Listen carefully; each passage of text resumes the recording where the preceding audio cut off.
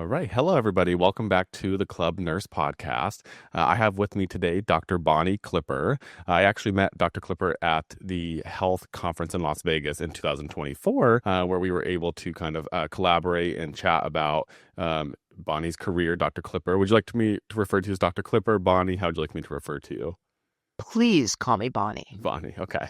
So we were able to kind of talk about Bonnie's career a little bit as we highlighted some of the things that she has done in her career, which has been really amazing, especially for nurses. So if you don't mind, Bonnie, just introducing yourself to the audience and kind of telling us a little bit about who you are. Hey, you bet, Colton. Thanks again for having me today. It's always fun to chat with you. Bonnie Clipper. I am a nurse, been a nurse for a very, very long time. I essentially moved into leadership positions because I wanted to make changes and had recommendations and learned that no one listens to you unless you are either far more influential or have a leadership position. So moved up through those roles for quite a while. I was a chief nursing officer for over 20 years. I was the first vice president of innovation for the American Nurses Association. I have worked for a startup. I've owned my own company since 2019.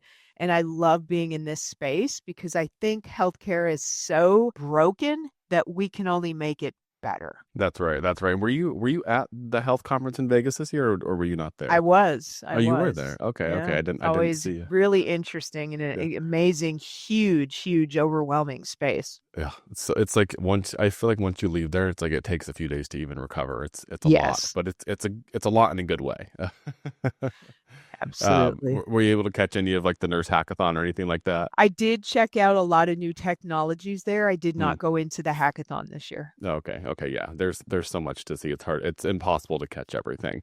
So kind of going back on what you were talking about as far as finding your own company, let's kind of talk about like we did in our past episode, our past conversation. Kind of talk to us about the Virtual Nursing Academy, what it is, and kind of how you got into or what inspired you to start the Virtual Nursing Academy. Yeah, the Virtual Nursing Academy is really a one of a kind way to educate and enable hospitals and health systems so that they can understand how to build and launch and optimize a virtual care model.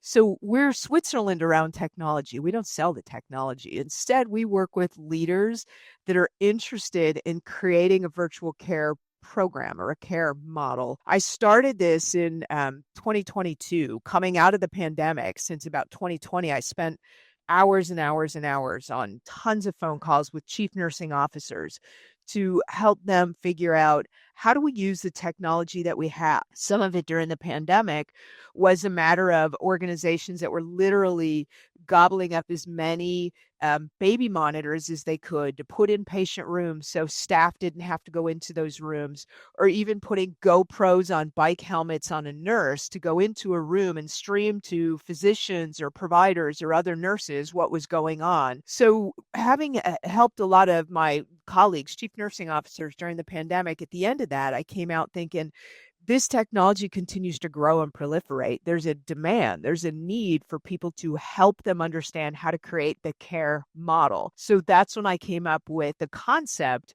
and literally created a ton of content that I could use as a consultant. That was an incredibly interesting journey because I packaged it all up and I was reaching out to hospitals to sell it to them as a consulting opportunity. And what I learned is that hospitals were super cash strapped, a lot of financial pressure. They still didn't want people in the hospitals and they wanted a way to do it themselves. So I created the Virtual Nursing Academy out of all of that work by literally taking all of my content and breaking it into 6 modules. They kind of follow a sequence and turned it into an educational opportunity. Nice. I love that. And kind of going back to the what I have found being at health and just around all these nurses who are really just, as they say, just innovating and finding solutions. And I think what I have gathered from now being there my second year is just how important it is for nurses to be in the conversation and how we really all have these just like natural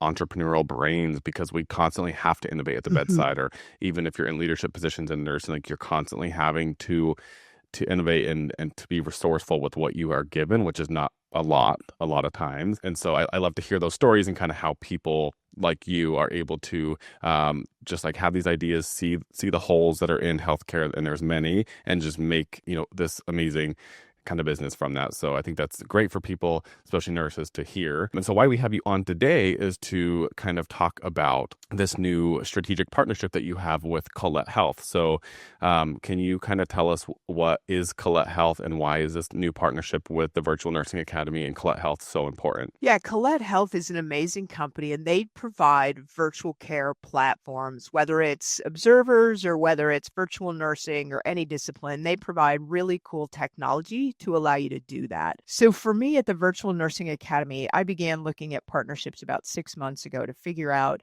who is it that I could actually collaborate with that can leverage this work and allow it to grow bigger and actually help more people and go farther. So it took months to identify who would be the right acquisition target or partner to work with in this process.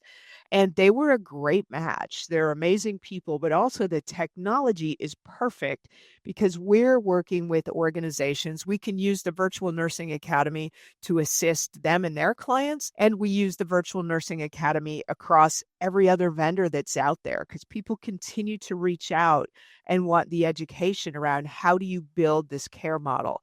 So I only see us growing and increasing in scope the number of organizations that we work with. The demand continues. Worked with over 30 hospitals and health systems at this point. I've just updated the content again. So literally we continue to keep it fresh and new and up to date. And we're continuing to work with more hospitals in this space. So it's a pretty cool thing to watch. They've been a great partner. That's amazing. So kind of walk us through what exactly is when you're talking about these partnerships with these health systems and these hospitals, what exactly, like when a health system comes to you, like what exactly are they looking for that you are stepping in to help them with, that you're kind of walking them through? Yeah, that's a great question, Colton. So organizations reach out, they sign up on the Virtual Nursing Academy site. Sometimes we have one or two people, three people. Sometimes we have up to 30 people. Generally speaking, we work with teams of humans that come out of health systems. So that's everyone from chief nursing officer, chief nursing informatics officer. We have the nurse leaders on the med surge units that will be the client units of virtual nursing. And we have leaders on the virtual nursing side. We also have nurses, med surge nurses and virtual nurses. We've had informaticists, we've had IT people, finance people, quality people. It's not uncommon to have some other disciplines participating in the academy because they're interested in taking their discipline virtually in the future. So what we do is we work with these teams, we educate them. So our content is evergreen content. It's essentially accessible 24/7, so it's on demand. And then we also can provide group team advising where we work specifically with an organization and we'll kind of walk them through a whole variety of questions and use cases. And it's essentially like a consulting session that happens kind of in rapid succession. We'll do a couple of those for a team. And we really try to keep them between the guardrails. We can't tell any organization how to implement because every single organization is very different. The technology is different, the staff is different, the physicians are different, the patients are different. So there's not kind of a one size fits all in virtual care, but every single virtual care model is customized. So what we're able to do, we literally have myself and a couple coaches that I work with, and we're able to hop on a call and have the team on this call. And through the guided questions that we ask and the roadmaps that we use, we're able to get a sense of, are what they are talking about something that seems viable and feasible? Is it going to work? Or do we need to kind of course correct and point them in a different direction? So we're not going to tell you how to do it, but if you're heading in a direction that we've not seen work, we would say something and say, hey, really think about this or that because we've not seen that work. Instead, you might want to go this direction. So we do a whole lot of literally coaching to keep people between the guardrails to be successful. Okay, so you have a lot of like leadership people coming to you. You kind of help them with this format or foundation that they're going to use, and they bring that back to their team to kind of implement that. Yes, absolutely. So we're teaching them to fish, if you were to Okay. simplify this. So we don't want to do it for them, but we want to teach them the thought process behind it. We give them the tools of how to do it, how to talk about it, how to socialize it, how to measure it. So we do a lot of that kind of work because at the end of the day, you don't want to be dependent upon consultants. There Huh, are yeah. consultants that will create your virtual care model for about $250,000 in Hmm. engagement. They'll create it for you. That's a lot of money. Hmm. Instead, we really want to teach organizations how to do it for themselves Okay. so they can iterate and move and kind of bob and weave as they need to as things become dynamic and change. Okay. Do you have any that come to mind? And you don't have to give like the organization name, but any like success stories of people that you've brought through this academy that have then implemented it into their company, that they've been able to make like huge changes. Like, do you have any specific examples, or are you able to give any? Yeah, we've worked with several organizations that have attended the Virtual Nursing Academy and gone back to adopt their technology, put in place maybe admission or discharge or patient education, and are now cruising along and finding it to be very effective. So those are really good for us because we also go back and kind of ask. I've done a lot of calls kind of a couple of months following the VNA to say, hey, is there anything you learned that was helpful or anything that we should change or improve? So it's good for us to get that constant feedback as well. The other thing I can tell you is the corollary of that. There was an organization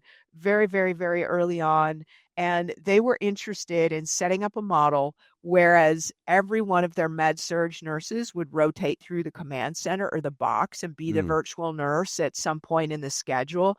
That's not something that we've seen work. Instead, it's a very focused scope of work. Virtual nursing is a specialty. You can't just throw everybody in the box. yeah, yeah. And nationally, 3 years is pretty much the minimum threshold that a nurse has to have in experience to be a safe virtual nurse. Hmm. Some organizations even make it 5 years. So we shared that, and the organization was pretty insistent, and they wanted to move into all of their med surge staff would rotate through the box. And we've heard about a year later, they've kind of hit the pause button as they go back to reformulate that. And for people who don't know, like, what is a virtual nurse essentially doing? Are there That's a several different great things, or is there question. are they like what exactly are they doing? And like, especially in this, when you say this med surge nurse is going through do you say the command The command doc? center, Yeah, box, yeah, hub, whatever you yeah, call it. Yeah. yeah. So what does that mean? Well, typically speaking, a virtual nurse is someone that is part of the care team and works with the same amount of collaboration, compassion, thought process as the direct care staff or the direct care nurse that's on site.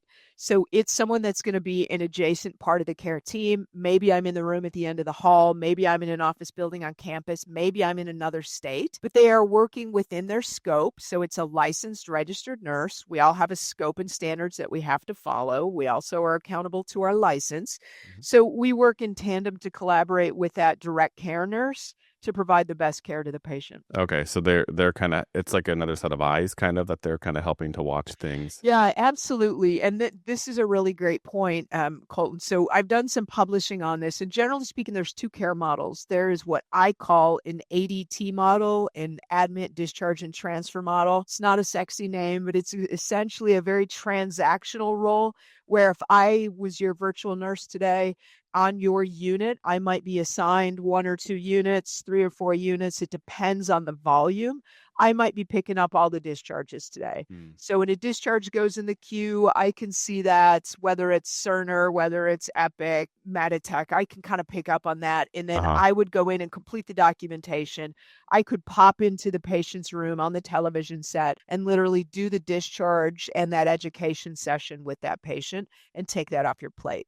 The other care model is what I call a care partner model. And that might mean that if I was your virtual nurse and Nurse Colton and Nurse Mary and Nurse Jennifer on the units today, I might say, I'm on your team with each of you. So the three of you, maybe you have 6 patients, 7 patients. I might be working with you and Mary and Jennifer.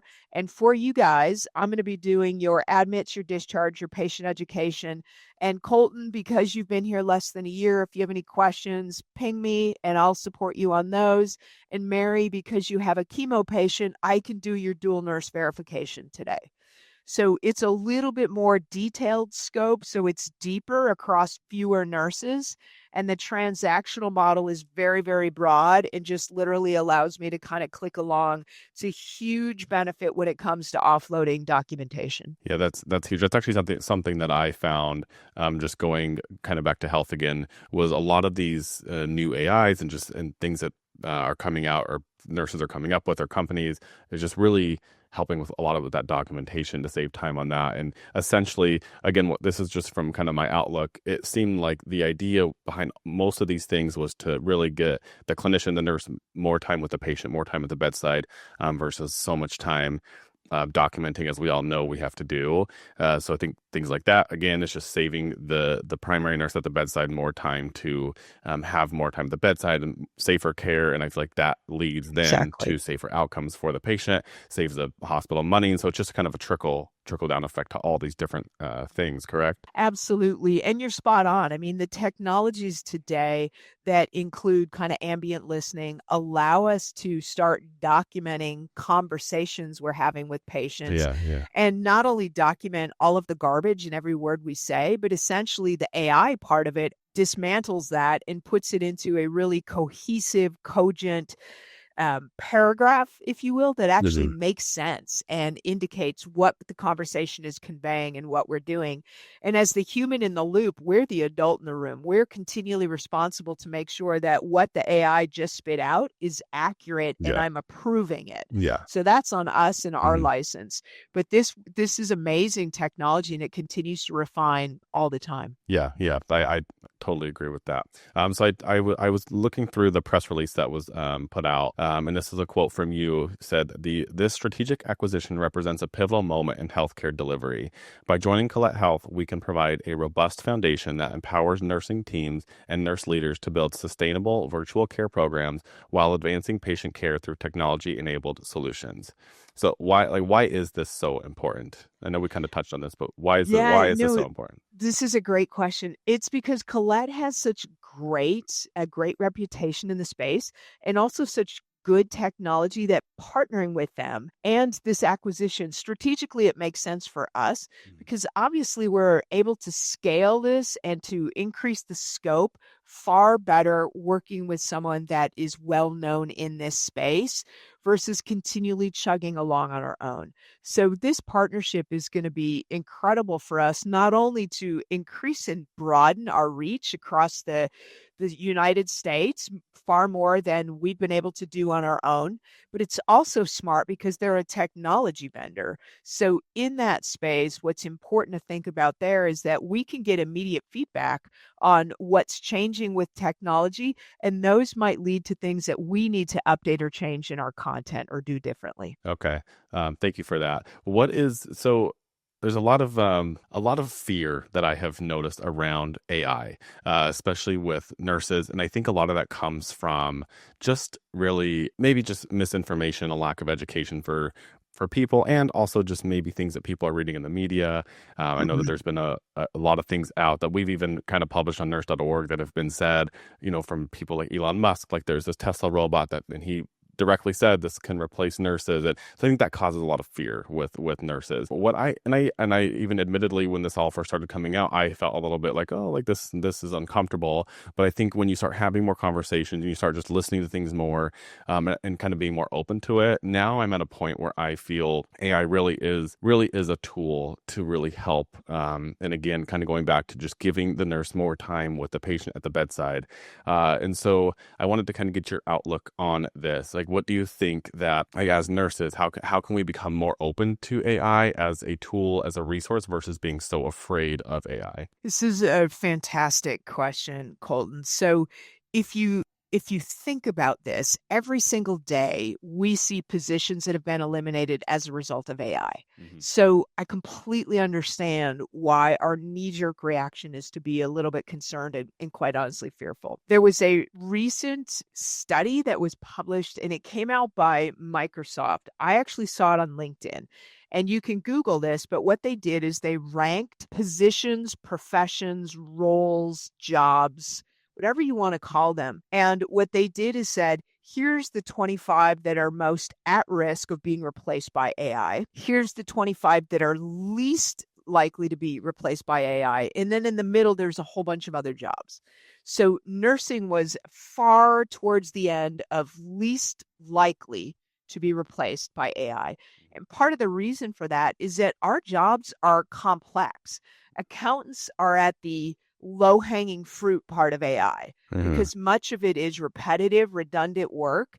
And once you master that, you can actually be quite effective in getting that job done. On the flip side, from a nursing perspective, our job is a complete mishmash of hard skills and soft skills. So, yes, there are some technologies that could help offload what we do, such as the ambient listening and the documentation and using Muse scores to help us with sepsis or predict arrhythmias, things of that nature. However, there's a tremendous amount of work that we do that's soft skill related. Who is talking to patients and families? Who is in the room having conversations to pull together the medication with the education, with the care plan, with the documentation? So I do not see in the next 10 or so years that nurses are going to be replaced by Hmm. robots. Hmm. Will we ever? I don't think we know. Yeah, I don't yeah. think You we know can't what know. these Or yeah. robots can do. Hmm. If you think about it, and I was just watching something this morning about this very fast development of what we call kind of embodied AI or humanoid robots, how is that funny looking, skinny legged robot going to get a patient out of bed without Yeah. toppling over? Hmm. Right? How are those going to run into a room and help rescue a patient? Yeah. So I think that that's a ways off. Will it ever happen? I don't know. Yeah. Yeah. But It's I too hard to think right predict that. Yeah. now Yeah. that's not the space we need to worry about. Instead, let's figure out what does make sense for us to adopt AI for in our jobs. Because as we all know, nursing is really complicated, and we have forever felt as though we are not properly staffed to give the care to the patient that the Hmm. patients deserve. Hmm. So now is that opportunity. We're not going to get more people because A, they're incredibly expensive, or B, they don't exist. So how do we use technology to offload what it can to allow us to spend the time that we've been asking for with the patients? Hmm. So I feel like that's where we are in this space right now. Yeah, yeah, I think so too. And yeah, kind of, it's kind of humorous if you start to think about these situations that a robot might be in. Imagine a robot trying to deal with like a combative patient. Like what? A dementia patient. Like what are they going to do? And yes, of course, things can advance as we've seen how rapid this has advanced already. But as of right now, it's kind of humorous to even imagine a world where that's possible. So I think that's helpful. Again, I think that a lot of this really is just fear, and rightfully so. It's people's livelihood, their well being, it's how they make a living, it's how they support their families. So I think that's why people are so afraid of AI. And I think kind of what I've thought about too is, okay, this is great. Even if we have these in our systems helping us, giving us more time at the bedside with our patients, then I'm like, well, then the hospital system is just going to be like, okay, well, since that's alleviating that time, here's another patient for you. But that's where it's good to have unions and things that kind of step in to help with those things. But I think overall, I do think that it's something that's really going to help us as a profession overall if we can learn to accept these things with more open arms and just be more open-minded to it. And that doesn't mean not to voice your concerns and speak up. I think it's very Mhm. important to do that, be a part of the conversation, but not being just like so closed off to it that you're not open to things changing. And I think what's important about what you just said is that nurses need to be involved in designing the Yes. processes and having input into the technology. But our default position cannot be no. We Yeah. have to start with, okay, I'm resigned to the fact that we might be doing this. I might not like it. Hmm. Now, how do we get involved to make it as tenable and good for me as a nurse as possible? Yeah. So I think that if we continue to be the knee jerk no people, I don't think that's good for us. Yeah. I Yeah. think we have to figure out how do we get to, yeah, we can work with this. Now here's what it needs to look like in our organization. Yeah, that's perfect that you said that. It's actually a great segue into my next point that I wanted to make to you. Was I kind of went back and listened to our last conversation that we had done on the Nurse Mhm. Converse podcast through Nurse.org last year, and something that you had said was, even if you're not in a position to be an entrepreneur, be an intrapreneur in your own organization. Offer ideas, solutions, and can get involved. So what does that mean to you? And do you still agree with that statement? Oh, Seems like absolutely. I yes. think that hospitals have many of them provide amazing infrastructure around shared governance. That's the perfect place for some of these conversations to occur. If there's an innovation council in your hospital, ask if you can be involved. Ask how you can participate in any demonstrations or product demo verifications so that you can get input very early in the process and start to get a sense of what's coming to your organization. Even if the opportunity to provide feedback isn't there, it gives you a sneak peek of what your organization is looking at. So you can learn as much as you possibly can about it. And then you begin to think, how is it that you're going to adopt this? What does it mean to your role? What are all the implications of this? And how can nurses be involved in the design and development to move that forward? Yeah, I totally agree. I think it's easy to sit there and we all complain and have opinions about our jobs and healthcare. It's just if you're going to have those opinions and voice them, I think it's important to get involved and let your voice be heard, because you really never know the impact that you may have just by simply speaking your truth or something that you've noticed in your system or just in healthcare overall. So I think that's a really great point. Do you have anything else that you want to make sure the audience knows about Virtual Nursing Academy, your partnership with Colette Health, just anything AI nursing, anything that you want to leave with the audience that we did not cover? I think bringing the Virtual Nursing Academy into the Colette Health family is going to be like rocket fuel for us. It's really going to help us to grow and scale who we reach to the Virtual Nursing Academy, how many organizations we can impact. And at the end of the day, for us, it's always about the patients. And that's one of the things that was complete synergy between the Virtual Nursing Academy and Colette Health. It's always about improving care for the patients. And the absolute ideal way to do that is by helping to make it easier to provide good care for those that are providing the care. So this was the perfect opportunity at the perfect time for us. It's amazing. Well, thank you so much, Bonnie. Where can people find you? I know you're on LinkedIn. Is that kind of where you're most active on social media? Yeah. Absolutely. Okay. Colton, LinkedIn, you can find me under Bonnie Clipper, and I'm always happy to entertain Yeah. questions and to help people understand what we do at the Virtual Nursing Academy. It's amazing. Well, thank you so much for your time, Bonnie. Thank you, Colton.